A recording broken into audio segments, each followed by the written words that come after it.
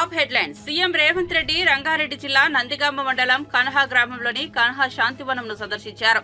కన్హా శాంతివనంలో చిన్నారులు అందించే staff skills కు సంబంధించి వివరాలు తెలుసుకున్నారు. కళ్లకు గంతలు కట్టుకుని రంగులను గుర్తించడం, పదాలను చదవడం వంటి స్కిల్స్ ను అక్కడి విద్యార్థులు ప్రదర్శించడం చూసి ముఖ్యమంత్రి వారిని అభినందించారు. ఇలాంటి స్కిల్స్ ను ప్రభుత్వ పాఠశాలలు, రెసిడెన్షియల్ స్కూల్లోనూ అందించేలా చర్యలు తీసుకోవాల్సిన అవసరం ఉందని సీఎం రేవంత్ రెడ్డి అభిప్రాయపడ్డారు.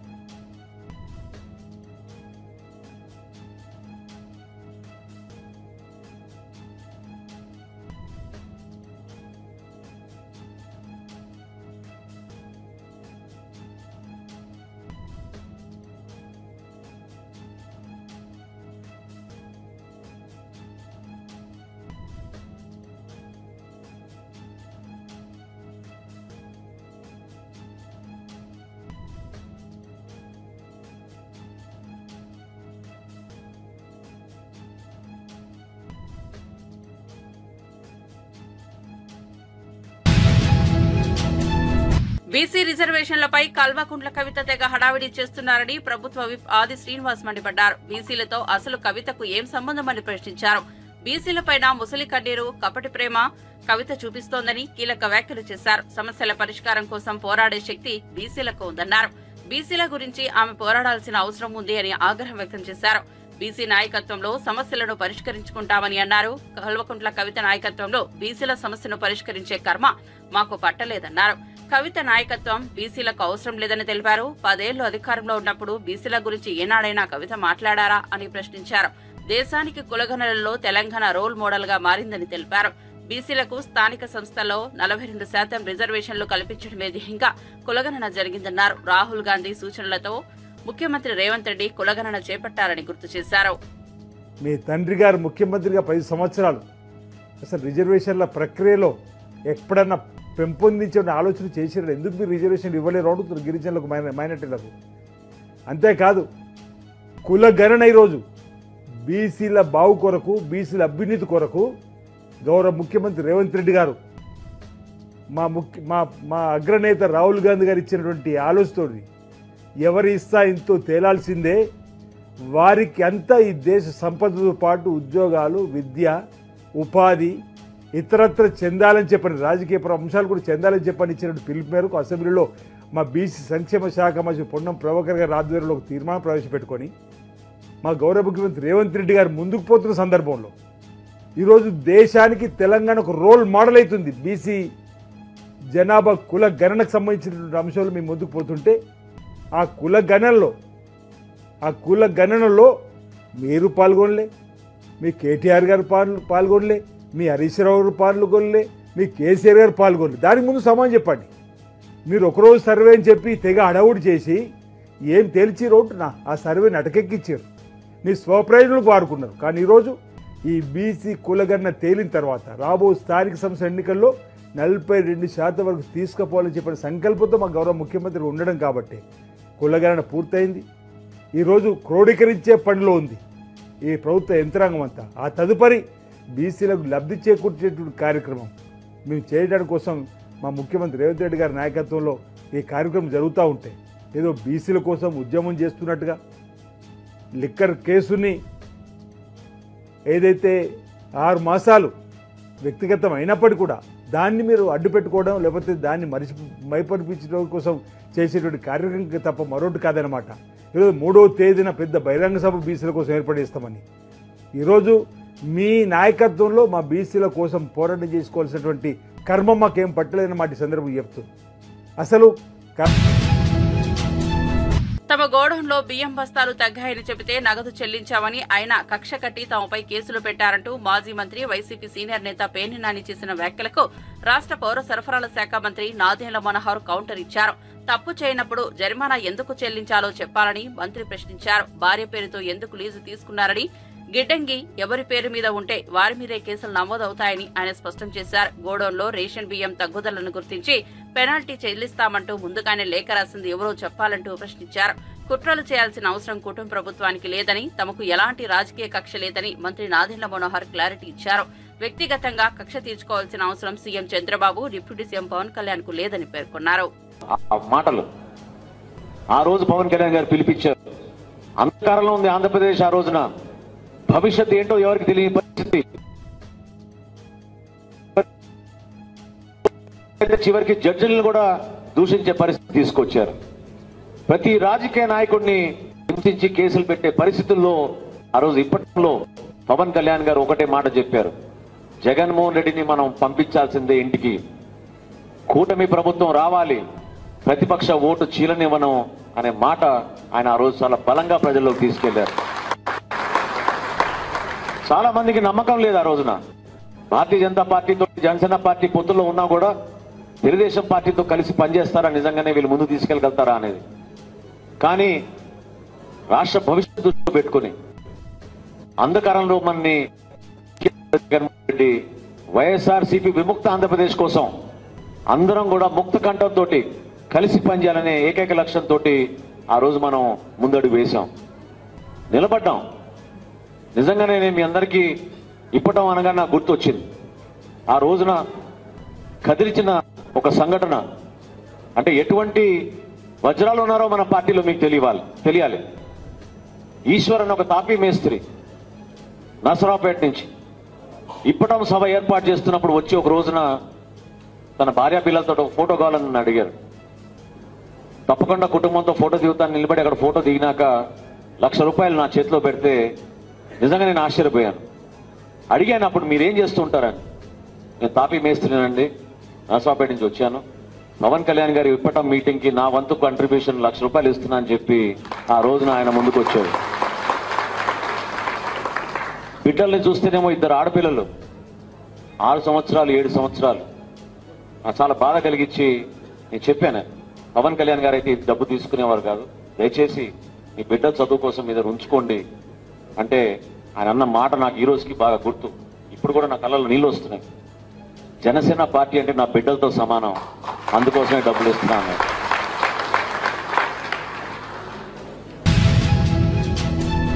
చంద్రబాబు ప్రభుత్వం ప్రజలపై 15,000 కోట్ల భారం వేస్తోందని మాజీ మంత్రి బొత్స సత్యనారాయణ మండిపడ్డారు. పోరుబాటులో పెద్ద ఎత్తున విద్యుత్ వినియోగదారులు పాల్గొన్నారన్నారు. ఆయన మీడియా సమావేశంలో మాట్లాడుతూ ఇప్పటికైనా ప్రభుత్వం విద్యుత్ ఛార్జీల పెంపు నిర్ణయాన్ని వెనక్కు తీసుకోవాలని డిమాండ్ చేశారు. ఎన్నికల హామీలను చంద్రబాబు వెంటనే అమలు చేయాలన్నారు. కూటమి అధికారంలోకి వచ్చి 7 నెలలు పూర్తవుతోందని తెలిపారు. ఇప్పటి వరకు విద్యార్థులకు ఫీజు రియంబర్స్మెంట్ ఇవ్వలేదని తెలిపారు. కూటమి ప్రభుత్వం అధికారంలోకి వచ్చి 7 నెలల్లోనే 74,000 కోట్ల అప్పులు చేశారు. ప్రపంచ బ్యాంకు నుంచి 15,000 కోట్ల అప్పు చేశారు. మొత్తంగా ఈ ప్రభుత్వం లక్షల కోట్ల అప్పు చేసింది. సంక్షేమ పథకాలు ఇవ్వకుండానే 10 లక్షల కోట్ల అప్పు చేయడానికి సిద్ధమయ్యారా? కూటమి ప్రభుత్వం పాలనలో ప్రజలు తీవ్ర ఇబ్బందులు పడుతున్నారని బొత్స తెలిపారు. నువ్వు ఈరోజు ఒక పెన్షన్ ₹4,000 తప్ప ఈ 1,00,000 కోట్లలో పెన్షన్ ₹4,000 తప్ప, అంటే 4,000 అంటే ₹3,000 ఇస్తే ₹1,000 తప్ప, ఎన్హాన్స్మెంట్ చేసిన ₹1,000 తప్ప ఇంకేమి ఇచ్చారు చెప్పండి? ఫీజు రింబర్స్మెంట్ ఇవ్వలేదు. విద్యుత్ ఛార్జీలు ₹15,000 పెంచారు. పక్క ₹15,000 కోట్ల పెంచారు. ₹30 పర్ యూనిట్కి ప్రతి పేదవాడి మీద తలభారం వేశారు. ఓ పక్క విద్యుత్ 200 యూనిట్లకు వచ్చి ఎస్సీ ఎస్టీలకు ఫ్రీగా ఉండేది. వాళ్ళకి వచ్చి టోప్ ఛార్జీల పేర్లు వచ్చి వాళ్ళు కూడా కరెంట్ కట్ చేస్తారు వాళ్ళ ఇళ్ళకి కూడా. ఇంతకుముందు అగ్రికల్చర్ కనెక్షన్లు ఇచ్చేవాళ్ళం ప్రెసిడెంట్ మేనల్లో, ఆన్లైన్లో బుక్ చేసుకునే వాళ్ళం.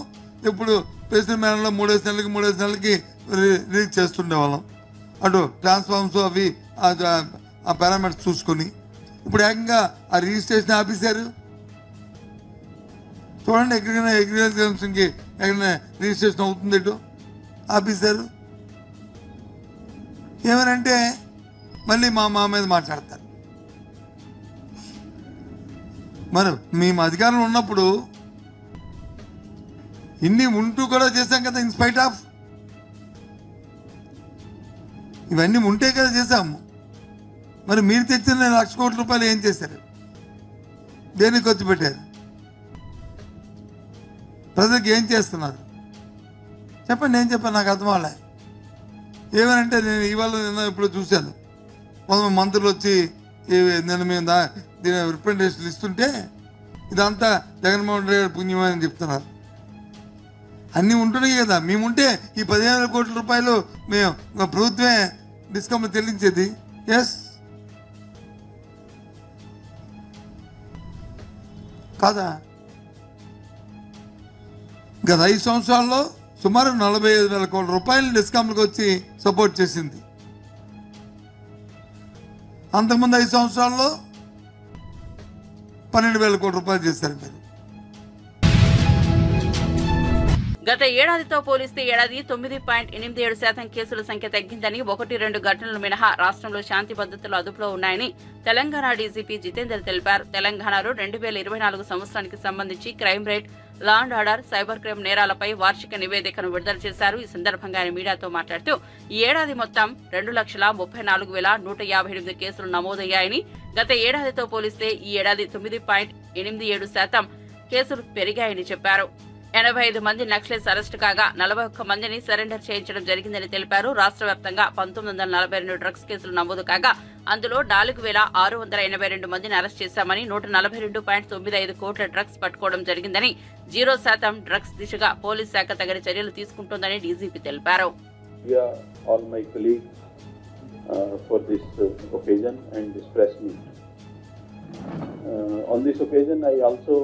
Wish all of you a very, very happy new year, which is there maybe next 2 days.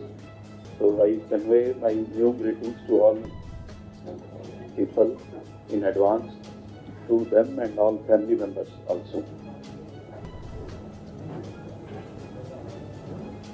Law and order situation in 2024 has been largely peaceful, except 1 or 2 small incidents which have happened.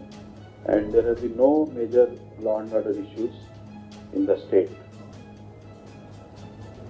As far as communal situation is concerned, there have been no major incident anywhere in the state, except small 1 or 2 issues which are there, like maybe I would say Zainur, Vikarabad, and 1 or 2 other incidents, but largely it has been peaceful.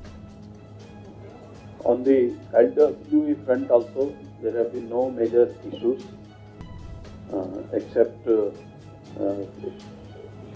2 innocent people were killed by Naxals, and thereafter police organized some combing operations and situation was brought to the normal. The government has laid lot of emphasis on narcotics, cyber crimes and other related crimes during the year. You all know that government has given target of 0 tolerance for narcotics in the state, and police has been working for this for last 1 year. During the last year, Narcotics Bureau was created in the state, and after that, definitely I can say that the situation has been brought to great control during last 1 year. ఒక్కో నిరుద్యోగికి కాంగ్రెస్ ప్రభుత్వం 48,000 నిరుద్యోగ వృత్తి బాకీ ఉందని కేంద్ర మంత్రి బండి సంజయ్ కుమార్ అన్నారు. 25,000 ఉద్యోగాలకు నోటిఫికేషన్లు ఇచ్చి 50,000 ఉద్యోగాలు ఇచ్చామని రేవంత్ ప్రభుత్వం చెప్పుకుంటోందని అన్నారు. కరీంనగర్ లో బండి సంజయ్ పర్యటించారు. పలు కార్యక్రమాల్లో బండి సంజయ్ పాల్గొని మీడియాతో మాట్లాడారు. సంక్రాంతిలోపు ఫీజు రీయింబర్స్మెంట్ చెల్లించకపోతే ఆందోళనకు దిగుతామని హెచ్చరించారు. విద్యార్థులు ఆత్మహత్యలు చేసుకున్నా ప్రభుత్వం ఎందుకు పట్టించుకోవడం లేదని ప్రశ్నించారు. ఏఐసీసీ అగ్రనేత రాహుల్ గాంధీ ప్రకటించిన యూత్ డిక్లరేషన్ ఈ హామీ ఏమైందని నిలదీశారు. 6 గ్యారంటీలను పూర్తిగా అమలు చేయడంలో రేవంత్ రెడ్డి ప్రభుత్వం ఘోరంగా విఫలమైందని విమర్శించారు. కాంగ్రెస్ సర్కార్ దిగొచ్చే వరకు ఆందోళన చేస్తామని బండి సంజయ్ వార్నింగ్ ఇచ్చారు. 47,000 రూపాయలు ఒక్కొక్క నిరుద్యోగ యువకునికి ఇవ్వాల్సిన బాధ్యత కాంగ్రెస్ పార్టీ మీద ఉంది. సంవత్సరం లోపల ఉద్యోగాలు ఇస్తామని చెప్పి ఇంతవరకు ఇవ్వకపోవడం కాకుండా ఇంకా ఆత్మహత్య చేసుకునే పరిస్థితి, కోచింగ్ సెంటర్లు తిరిగే పరిస్థితి. కానీ బయట మాత్రం గప్పాలు కొట్టుకుంటే ఇలా కాంగ్రెస్ పార్టీ టైంపాస్ పాలిటిక్స్ చేస్తున్న విషయాన్ని ఇలా నిరుద్యోగ యువత గుర్తుంచుకోవాల్సిన అవసరం ఉంది.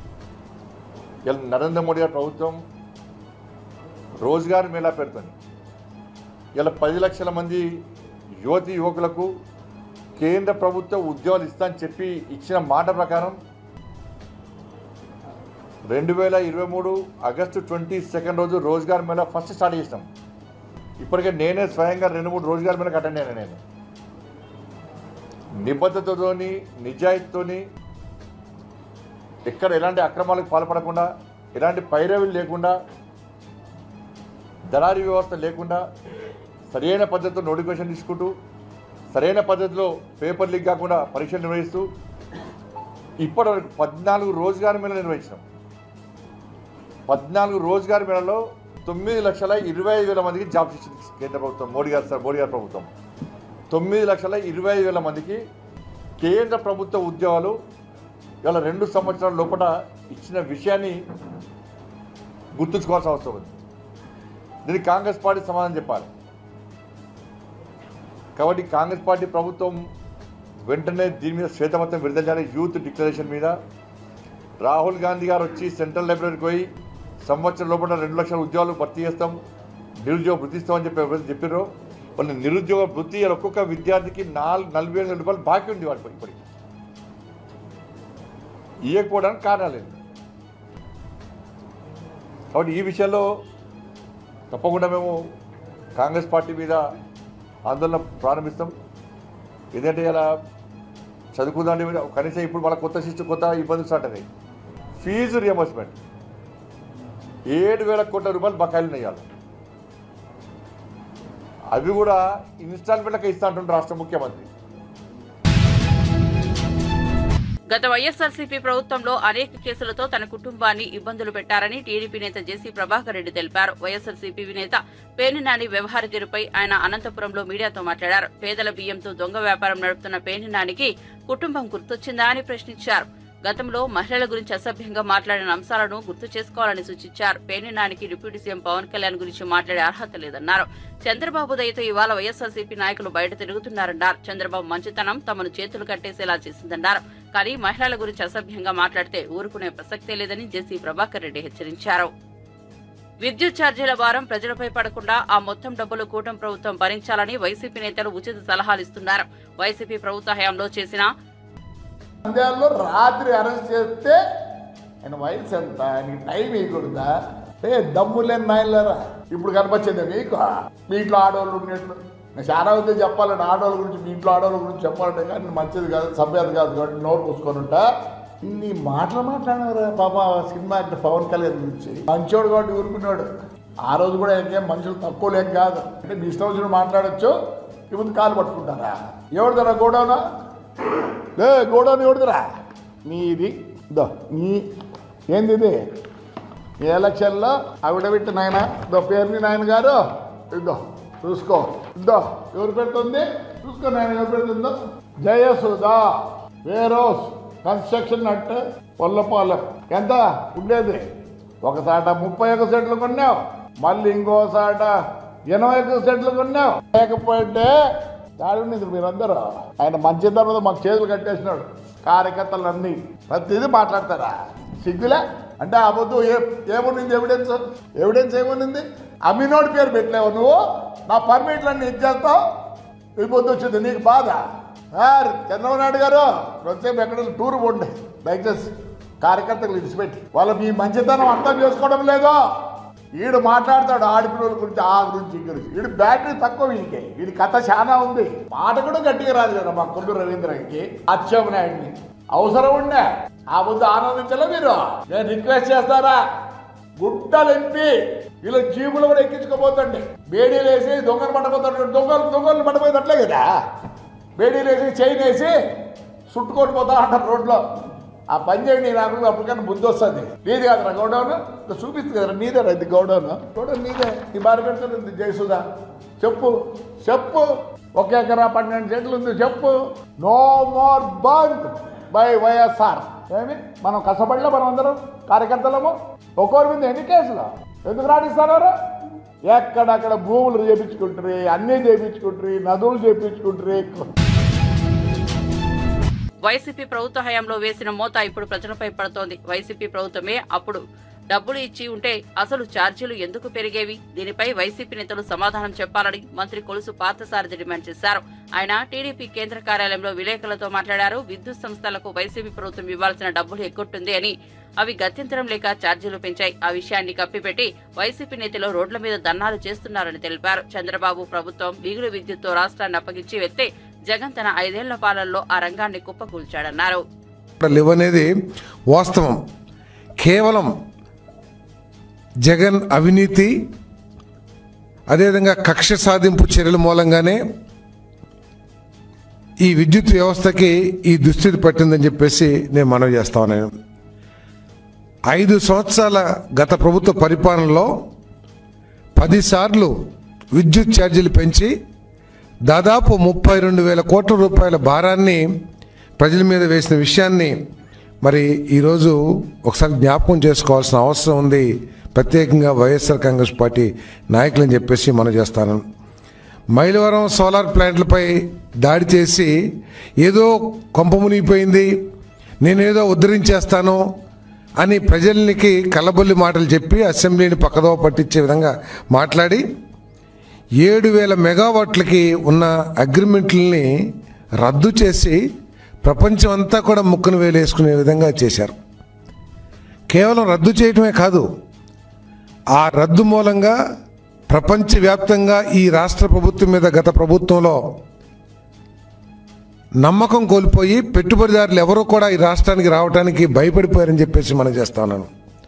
పెట్టుబడిదారులే కాదు, ప్రపంచవ్యాప్తంగా ఇంటర్నేషనల్ బ్యాంకింగ్ వ్యవస్థలు కూడా, ఇంటర్నేషనల్ ఫైనాన్షియల్ కంపెనీస్ కూడా ఈ రాష్ట్రంలో అప్పులు ఇవ్వటానికి కానీ పెట్టుబడులు పెడతానికి కూడా వెనుకంజ వేసేయంటే ఏ విధంగా మరి నాశనం చేశారో, ఈ రాష్ట్రం యొక్క క్రెడిబిలిటీ ఏ విధంగా ధ్వంసం చేశారో ఒకసారి ఆలోచన చేయాల్సిన అవసరం ఉందని చెప్పేసి మనం చేస్తాం. అదే కనుక ఆ పీపీఎల్ అంత ముందు ప్రభుత్వం చేసుకున్న పీపీఎల్ని గౌరవించి చేసినట్లయితే తక్కువ ధరకి విద్యుత్ లభించడమే కాకుండా ఇంకొంతమంది పెట్టుబడిదారులు వచ్చి కొన్ని వేల మెగావాట్లు ఇప్పుడు వస్తున్నారు, చాలామంది కొన్ని గిగావాట్ల సోలార్ పవర్ ప్లాంట్లు పెడతానికి రాష్ట్రం ఇప్పుడు ప్రస్తుతం ఉన్న చంద్రబాబు నాయుడు ప్రభుత్వం అనేక అగ్రిమెంట్లు చేసుకున్న విషయం మనం చూస్తూ ఉన్నాం. అంతేకాకుండా దేశవ్యాప్తంగా ఉన్న పెట్టుబడిదారులు ఇక్కడికి వచ్చి ఈ విద్యుత్ ఉత్పత్తి కేంద్రాలు ఏర్పాటు చేస్తానికి ఏ విధంగా ప్రయత్నం చేస్తున్నారో ఒకసారి ఆలోచించాలి. అదే కనుక గతంలో కనుక అటువంటి పీపీఎల్ రద్దు చేసే దుశ్చర్యలకి పాల్పడకుండా ఉన్నట్లయితే ఇంకా రాష్ట్రంలో వ్యవసాయ రంగం సంక్షోభంలో కూరుకుపోయిందని, రైతు సమస్యల పరిష్కారంలో కూటమి ప్రభుత్వానికి చిత్తశుద్ది లేదని నెల్లూరు జిల్లా వైఎస్ఆర్సీపీ అధ్యక్షుడు మాజీ మంత్రి కాకాని గోవర్ధన్ రెడ్డి ఆక్షేపించారు.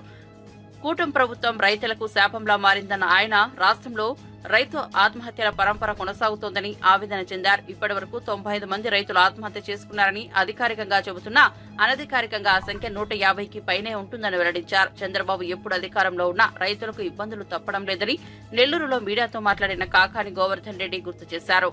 ఇవి కూడా ఈరోజు ఈ ప్రభుత్వంలో అందించాలనేటువంటి ఆలోచన కానీ, అందించాలనేటువంటి తాపత్రయం కానీ ఎక్కడ రైతులను పట్టించుకోవాలనేటువంటిది కనిపించడం లేదు. దీనికి ఈరోజు పరాకాష్ఠ ఏమిటి అంటే వైఎస్ఆర్ జిల్లాకు సంబంధించి నిన్న నాగేంద్ర వాణి అనేటువంటి రైతు దంపతులు కన్న బిడ్డలతో సహా ఆత్మహత్య చేసుకోవడం అనేటువంటిది ప్రతి ఒక్కరిని కూడా కలిచివేసింది. ఈరోజు ఒకసారి చూస్తే ఇప్పటి వరకు కూటమి ప్రభుత్వం అధికార గణాంకాలు 95 మంది అన్నదాతలు ఆత్మహత్య చేసుకున్నారు అని చెప్పి ప్రకటించడం జరిగింది. ఈ దాదాపుగా వచ్చినటువంటి ఈ 6 నెలల 7 నెలల కాలంలో దాదాపుగా. అయితే ఈ రోజునటువంటి లెక్కల ప్రకారం దాదాపుగా అనధికారికంగా చూస్తే 95 అధికారికంగా ప్రకటించిన ఈరోజు 150 పైచిలకు ఈరోజు వాటికి సంబంధించి ఆత్మహత్యలు జరిగాయనేటువంటిది క్షేత్రస్థాయిలో వెల్లడైనటువంటి విషయం. అయితే ఈరోజు ఒక పక్క ఆత్మహత్యల్ని తొక్కిపెడుతూ ఆత్మహత్యల గురించి రైతు ఆత్మహత్యల గురించి పట్టించుకోకుండా ఒక పక్క రైతుల మీద కపట ప్రేమ వలకపోసినట్టుగా కపట నాటకం ఆడుతూ రోజు వాళ్ళందరూ చనిపోతే లేదు వాళ్ళు వ్యవసాయం వల్ల చనిపోలేదు, వాళ్ళ ఒక వ్యక్తిగత కారణాల వల్ల చనిపోయారని చెప్పి మాట్లాడేటువంటి దౌర్భాగ్యం అనేటువంటి పరిస్థితులు ఈరోజు కూటమి ప్రభుత్వంలో పెద్దల ద్వారా వాళ్ళ నోళ్ల ద్వారా రావడం అనేటువంటిది నిజంగా సహించరానటువంటి విషయం. ఒకసారి చూస్తే చంద్రబాబు నాయుడు ఏ రోజు ముఖ్యమంత్రిగా ఉన్నా వ్యవసాయానికి సంబంధించి రైతులకు సంబంధించి అవి నిజంగా పాపం దుర్దినాలుగానే ఆలోచించాల్సినటువంటి పరిస్థితి. వాళ్ళకి దురవస్థ, పడరానటువంటి పాటలు, అనేక రకాలైనటువంటి ఇబ్బందులు రైతాంగానికి ఈరోజు చంద్రబాబు నాయుడు ఏ రోజు ముఖ్యమంత్రిగా ఉన్నా సరే అటువంటి పరిస్థితులు దాపురిస్తాయనేటువంటిది ప్రతి ఒక్కరికి తెలిసినటువంటి విషయం. అందుకే చంద్రబాబు నాయుడు నోటుకుండా సాక్షాత్తు ముఖ్యమంత్రిగా ఉన్నప్పుడే వ్యవసాయం దండగా అని ఆయన సెలవు ఇవ్వడం జరిగింది గతంలో. అయితే ఈరోజు ఇప్పటికీ చంద్రబాబు నాయుడు అనేక సార్లు ముఖ్యమంత్రి కావడం దిగిపోవడం జరిగినా మరలా ముఖ్యమంత్రి అయినా 62% మంది ఎవరైతే ఉన్నారో జనాభాలో వ్యవసాయం మీదనే ఆధారపడి గ్రామీణ ప్రాంతాల్లో వ్యవసాయమే ప్రధానమైనటువంటి వృత్తిగా ఈరోజు జీవించేటువంటి పరిస్థితి ఏర్పడింది. నేను పరిశ్రమలు తెచ్చాను, ఆర్థికంగా ఎంతో పురోగతి తీసుకొచ్చాను, ఎంతో ప్రగతి సాధించాం అన్ని రంగాల్లో అని చెప్పినా దానికి సంబంధించినటువంటి ఆ వ్యవసాయం, ఆ భూములు, వాటికి సంబంధించినటువంటి ఆదాయం దాని మీద ఆధారపడేటువంటి. ఏపీలో టీడీపీ ఒక దుష్ట సాంప్రదాయాన్ని నెలకొల్పడం చేస్తున్నారని వైఎస్ఆర్సీపీ లీగల్ సెల్ రాష్ట్ర అధ్యక్షుడు ఎం మనోహర్ రెడ్డి మండిపడ్డారు.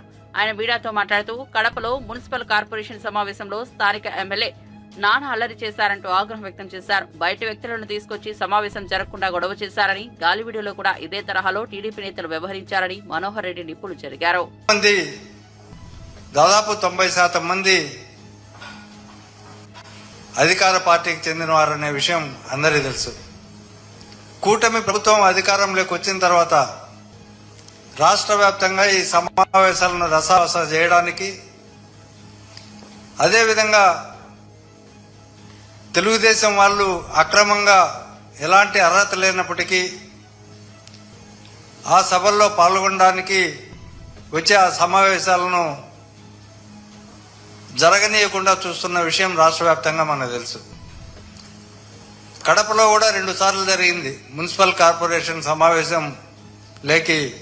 అక్కడ లోకల్ ఎమ్మెల్యే ఆ సమావేశం జరగనీయకుండా బయట వ్యక్తులను లోపలికి తెచ్చి పోలీస్ బందోబస్తుతో నానా అల్లరి చేసి వైసీపీ కార్పొరేటర్ల పైన, మేయర్ పైన దాడి చేసి అక్కడ సమావేశాలు జరగకుండా చేయడం కూడా మనం చూసాం. ఈ సందర్భంగానే గాలివీడు మండలంలో ఉన్న ప్రజా సమస్యలపైన కూడా ఎంపీపీ కార్యాలయం కూడా తెరవకూడదని చెప్పి సుదర్శన్ రెడ్డి వాళ్ళ అమ్మ అక్కడ ఎంపీపీగా ఒక మహిళ ఉంది, ఆమె వృద్ధురాలు. ఆమె నేను కూడా గాలివీడుకు వస్తున్నాను అని సుదర్శన్ రెడ్డికి చెప్తే సుదర్శన్ రెడ్డి మార్గమధ్యంలో ఆమెను పికప్ చేసుకోవడానికి వాళ్ళ ఊరికి అక్కడికి రావడం జరిగింది. ఇది తెలుసుకున్న టీడీపీ శ్రేణులు 10 నిమిషాల్లోనే చుట్టుపక్కల వారిని అందరినీ సమీకరించి దాదాపు 100 మందికి పైగా సమీకరించి కారం పొడి అలాగే పెప్పర్ ఇలాంటివన్నీ పట్టుకొని వీళ్ళపైన దాడి చేయడానికి ప్రయత్నం చేసిన సందర్భం అది. ఈ సందర్భంలోనే చాలా ప్లాన్డ్గా అధికారులతో కుమ్మక్కై అధికారులను ప్రలోభాలకు గురి చేసి అక్కడ ఎంపీడీఓని ప్రలోభానికి గురి చేసి సుదర్శన్ రెడ్డి దౌర్జన్యం చేశాడని చెప్పి ఒక కట్టుకథ కల్పించి తెలుగుదేశం పార్టీ దాడులను, వైసీపీ పైన చేస్తున్న దాడులను మరుగునపరచడానికి ఒక ప్రయత్నం జరిగింది. ఈ సందర్భంగానే పోలీసులు వ్యవహరించిన తీరు చాలా దారుణమైన పరిస్థితి, ఖండించదగ్గ పరిస్థితి. ఎందుకంటే సుదర్శన్ రెడ్డి జెడ్పీటీ అప్పులు చేయడంలో కూటమి సర్కార్ దూసుకెళ్తోందని ఎద్దేవా చేశారు మాజీ ఆర్థిక మంత్రి బుగ్గన రాజేంద్రనాథ్ రెడ్డి. ఇప్పటి వరకు మొత్తం 1,12,750 కోట్ల అప్పులు చేశారు. ఇప్పుడు రాష్ట్రం ఏమవుతుందో చెప్పాలని బుగ్గన డిమాండ్ చేశారు. అలాగే ఈ అప్పులు ఎవరు కడతారని ప్రశ్నించారు. ఇదే సమయంలో మేనిఫెస్టోలో ఇచ్చిన ఏ ఒక్క హామీని కూటమి నేతలు అమలు చేయడం లేదని తెలిపారు. 20,000 రూపాయలు వచ్చిందండి ఎవరికి? దీపం ప్రతి ఇంటికి 3 గ్యాస్ సిలిండర్లు ఈ మధ్యలో పావు దీపం అంటే ఒక సిలిండర్ ఇచ్చినారు ఈ సంవత్సరానికి. దాన్ని అర్ధ దీపం అనాలన్నా పావు దీపం అనాలన్నా ఏం దీపం అనాలన్నా మళ్ళీ దాన్ని. ఆడబిడ్డ నిధి ప్రతి మహిళకి 1,500 రూపాయలు నెలకు అంటే 18,000. అందుకనే నీకు 15 వీడియోలో నీకు 15 చూసిన తర్వాత ఒక పెద్ద అమ్మాయి వస్తే నువ్వు కదమ్మా నువ్వు బడికి పోవడం లేదా నీకు 18. ఎందుకు 18 అంటే 1,500 × 12 కాబట్టి. ఉచిత బస్సు మహిళలకు బస్సు ప్రయాణం అంటే ఎక్కడి నుంచి ఎక్కడికైనా కానీ శ్రీకాళహస్తి నుంచి ఇచ్చాపురం పోవచ్చు, ఇచ్చాపురం నుంచి గుంటూరుకు రావచ్చు, గుంటూరు నుంచి నెల్లూరుకు పోవచ్చు, ఫ్రీ బస్ ప్రయాణం వచ్చిందండి ఎవరికన్నా? పోనీ దీనికి కేటాయింపులు ఏమన్నా చేసినారా? ఎందుకంటే ఇవన్నీ కూడా చేయాలనంటే సుమారైన డబ్బులు అవసరం ఉంటాయి. తల్లికి వందనంకు ఈ బడ్జెట్లో 83 లక్షల మంది, వాస్తవానికి 83 లక్షల మంది చదివే పిల్లలు ఉన్నారు. వాళ్ళకందరికి కూడా ఇవ్వాల్సి వస్తుంది. ఎంత? 15,000 చొప్పున. అంటే ఎంత అవసరం ఉంటుంది? 12,450 కోట్లు అవసరం ఉంటుంది. 12,450 ఎంతండి కేటాయింపులు చేసినది? 5,386. అంటే 12,450 గాను 5,386 అంటే అర్థము తల్లికి వందనం లేనట్లే కదా ఈ సంవత్సరం. పోనీ ఇంతకుముందు అమ్మఒడి మా ప్రభుత్వంలో జగన్మోహన్ రెడ్డి గారు అమ్మఒడి అని చెప్పి కుటుంబానికి పిల్లలు బడికి పోయే కుటుంబానికి తల్లికి 15,000 రూపాయలు ఇచ్చేవారు. ఈ సంవత్సరం అది కూడా ఇవ్వనట్లే కదా. ఇంతవరకు ఇవ్వలేదంటే ఇంకేమి ఇస్తారు? ఇవ్వనట్లే. దీపం 1,49,00,000 మంది ఉండగా అవసరం ఉండేది 3,955 కోట్లు అంటే ఇంచుమించు 4,000 కోట్లు అవసరం ఉంటే ఈ సంవత్సరం కేటాయించినది ఎంత బడ్జెట్లో?